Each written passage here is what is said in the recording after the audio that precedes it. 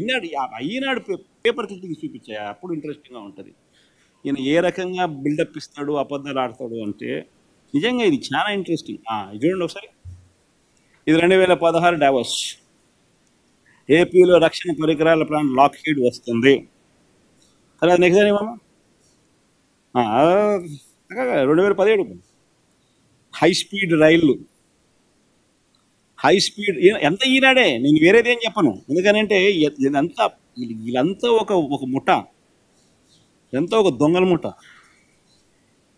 దోచుకో పంచుకో తినుకో వీళ్ళంతా సభ్యులు.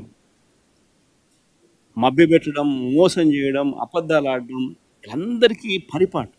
అందుకని అందరికి తెలియాలి కూడా. 2017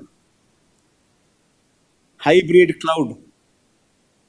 ఇంతకుముందు హై స్పీడ్ రైళ్ళు అన్నాం, దాని ముందు హై స్పీడ్ రైళ్ల కర్మాగారం.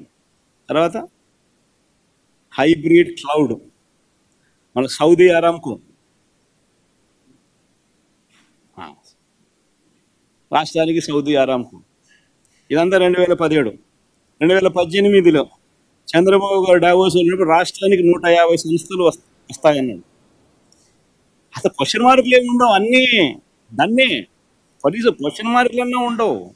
ఎక్కడైనా గమనించినా లేదో మీరు, అన్నీ కన్ఫర్మ్ న్యూస్. రాష్ట్రానికి 150 సంస్థలు, రాష్ట్రానికి ఎయిర్ బస్. ఇది ఒక్కటి కొంచెం క్వశ్చన్ మార్క్ పెట్టాడు, సంతోషం. రాష్ట్రానికి అలీబాబా క్లౌడ్ సెంటర్, అది క్వశ్చన్ మార్క్ లేదు. అలీబాబా 2019లో జనవరిలో కూడా మొన్న పోయాడు, ఎన్నికలు అయిపోక మునుపు. హ్యాపీగా ఏపీకి, రాష్ట్రానికి జెన్పాక్ట్. హ్యాపీగా ఏపీకి జెన్పాక్ట్.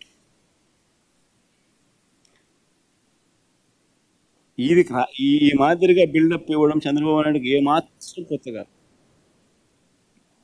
అబద్ధాలు చెప్పడం, మోసం చేయడం,